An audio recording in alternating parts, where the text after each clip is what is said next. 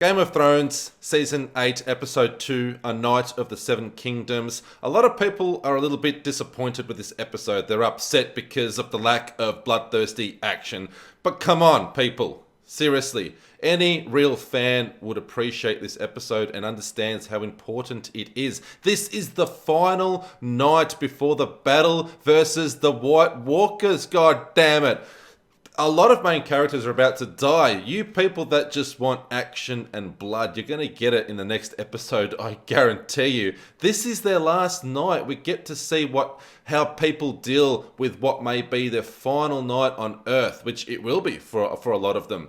We see that some people just want to have sex, some people want to drink wine, sit by a fire, tell stories and sing songs. Everyone has their different ways of dealing with what may be the final night before their death, and I think it's a very important episode, and I think it's an awesome episode. It was entertaining, I think, from start to finish. I don't see any faults with it at all, and I'm not the type of person that really needs bloodthirsty gore and violence every episode. We're going to get at least 2 epic battles this season, I guarantee you, at least 2. Because what we learn at the start of this episode, as you all know, in the first episode, Jaime Lannister just arrived to Winterfell on his own, and everyone was wondering what was going to happen to him. And of course, we find out that Cersei has no plans on sending her army to assist the North in this big battle against the White Walkers at all. No, she's going to use Euron Greyjoy's fleet and army to pretty much take out what's left of all of these armies battling the White Walkers, so she can stay in power and stay in control of the Seven Kingdoms and still have that throne to herself. So obviously Daenerys, Sansa Stark are very unhappy. Well, everyone's unhappy with Jaime Lannister. You know, he's attacked Ned Stark. He threw Bran out of a window and permanently crippled him. He's done a lot of bad things. He also killed, let's not forget, Aerys Targaryen, or the Mad King. He killed Daenerys' father. So you'd think that they might behead him or at least throw him in a jail cell. But like I mentioned in my last recap from episode 1, I had a feeling that Bran would forgive him because Bran wouldn't be the three-eyed raven right now. He'd just be Bran Stark now if he wasn't crippled and thrown out that window. So everything kind of has happened for a reason. And in the end, you know, Tyrion obviously vouched for his brother. In the end, Brienne, our tall blonde warrior, is the one that kind of saved Jaime Lannister. She vouched for him, and then Sansa Stark kind of understood that, you know, well, Sansa Stark trusts Brienne, and she also allowed Jaime Lannister to stay and fight with all the armies in Winterfell, or fight for Winterfell. And Daenerys wasn't too happy, but Jon Snow also said we need all the men we can get. So it's like already Sansa's allowing Jaime to stay, Jon's allowing him to stay, and Daenerys kind of had no choice. It's like 2 against 1. So Jaime Lannister, safe. Not a prisoner, not being beheaded. He's going to be able to fight for the North and fight for all mankind. And everyone was curious to see what would happen between Bran and Jaime Lannister, because they kind of want you to think that Bran's going to be, you know, vengeful and want his revenge for being crippled, but it's not the case. You know,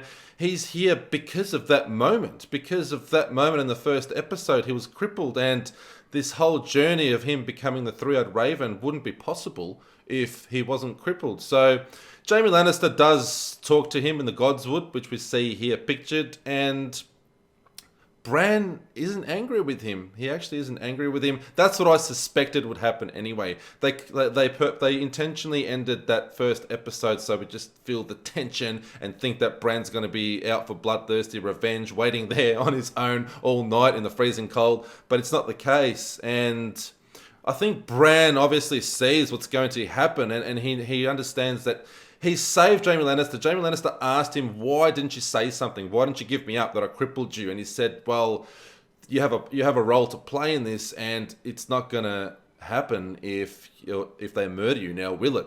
And Jaime Lannister asked what would happen afterwards. And Bran simply replied, who says there isn't afterwards? So he either sees Jaime Lannister dead, or possibly mankind isn't going to be able to actually recover from this huge war coming with the White Walkers. It's very interesting. So I always suspected that Jaime Lannister would end up killing Cersei, but maybe he dies shortly afterwards as well. I'm not sure how that's going to play out, but interesting times, tension, you could cut with a knife right now. Daenerys reaches out to Sansa because there's clearly some sort of friction between them. Like they don't really like each other, they don't trust each other, understandably so, with everything that's happened with their families. So Daenerys kind of reaches out to her. Sansa, still mistrusting, and asks Daenerys, what of the North? You know, we fought to claim the North back. We swore that once we claimed the North to ourselves again, we wouldn't allow anybody to rule over us. And obviously when Daenerys takes control of the Seven Kingdoms, which is what she's planning to do, North would have to kind of bend the knee, but Sansa's kind of saying they don't want to. They want to just stay as they are, individuals, and not be ruled by anybody. And we're interrupted, and we don't actually get any conclusion or closure to the conversation. Daenerys doesn't exactly confirm what's going to happen with the North. They get interrupted, and obviously there's still tension there. Even though Daenerys reached out and put her hand on Sansa's hand, once Sansa asked about the North, what of the North, Daenerys removed her hand, and that's when they got interrupted. So it's going to be interesting to see what happens with the North. It's also going to be interesting to see what happens when Daenerys finds out that Jon Snow is actually the rightful heir to the Seven Kingdoms as well. So, goddamn, a lot of stuff going on. Tormund is actually one of my favourite characters, and definitely probably one of the funniest characters in this. He arrives to Winterfell with his men and immediately asks, is the big woman still here? So he has a thing for Brienne, and obviously this could be their last night on Earth, so he's probably looking to bed with her this evening, but we know that Brienne's not really like that. She's not really interested. She's a warrior, and that's all that she cares about. But he's just super funny. He's really infatuated with Brienne, and that look on his face is just priceless. Super funny guy. Where's that big woman? And now we begin the waiting game, you know, the tension, the way that people deal with the one night before this big battle, because Tormund reveals that they have not much time. The White Walkers are going to arrive before the next morning, before tomorrow morning. So, you know, people are dealing with this in different ways. Jaime Lannister and Tyrion here are drinking wine, sitting by the fire, keeping warm. They're soon joined by Tormund, Sir Davos, Brienne, and Podrick. And Podrick sings a nice song towards the end of the episode. But they're just sitting by the fire, drinking wine. Some people didn't want to partake at first, like Brienne, and she didn't allow Podrick to. But everyone's drinking wine by the end, and why not? Why wouldn't you? I would. It could be your last night on Earth. But you wouldn't want to get too stone cold drunk either, so you can actually swing a sword when the White Walkers come. But this is how they're dealing with it, just sipping on wine, sitting by the fire. And Tormund tells a very funny story why he got the name Giantsbane. He killed a giant, and then he approached his sleeping wife, so a sleeping giant's wife, and she awoke and assumed that Tormund was her baby and breastfed him for 3 months. And that's why he's so strong, because he was breastfed with giant's milk, with giant's breast milk. Crazy story. One of the reasons why I love Tormund so much. And of course, Tormund still on his pursuit, hot on the pursuit of Brienne.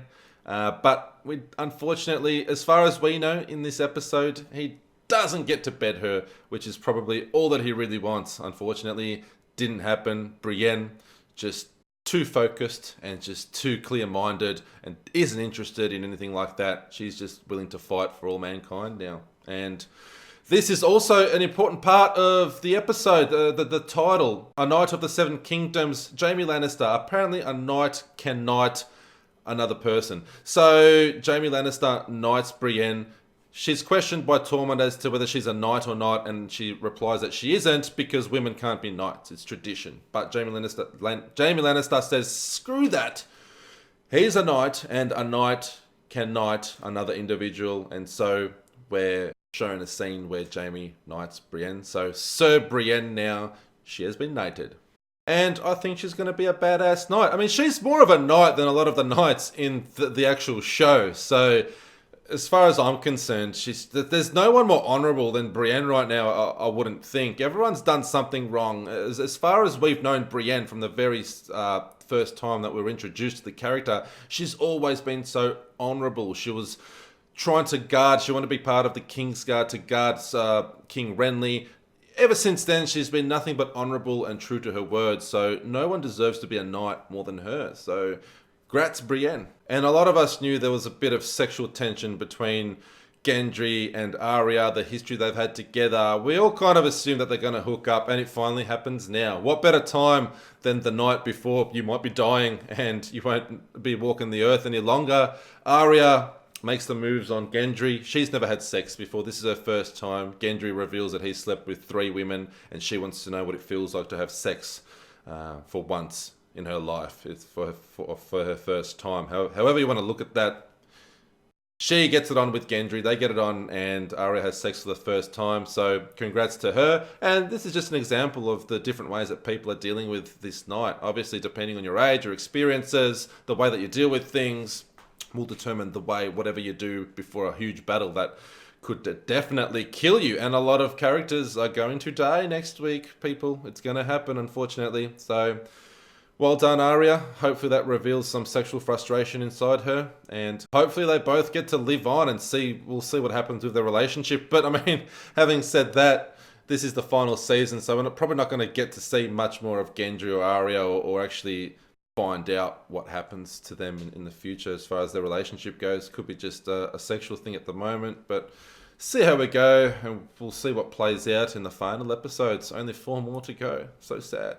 So Winterfell has a crypt with all of the fallen Starks, and this is Lyanna Stark's statue here, which Jon Stark has been visiting, and Daenerys just happens to stroll in there, maybe looking for her lover, maybe it's time for bed, I don't know, but this is where Jon Snow reveals his actual origin and that he's the son of Rhaegar and Lyanna, and Daenerys realizes that that means that he's the true heir to the Seven Kingdoms. And again, we're kind of interrupted, and Jon Snow doesn't really reveal whether or not he's actually interested in the Seven Kingdoms. He's always said he hasn't been. I mean, he's rejected being king of the North. I don't think he has really any interest in being king of anything, but he didn't actually say it this time. Maybe it's a different ball game now that he has an actual claim to the throne of the Seven Kingdoms and he's the rightful heir.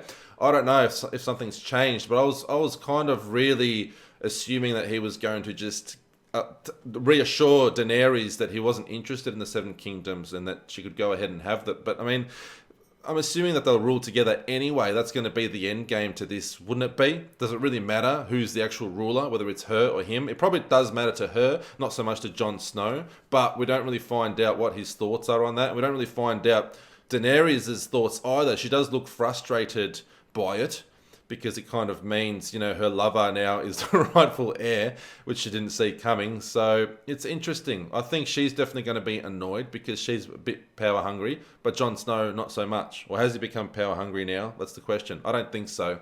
I think he's more focused on the White Walkers that are coming, and that's the way the episode ends.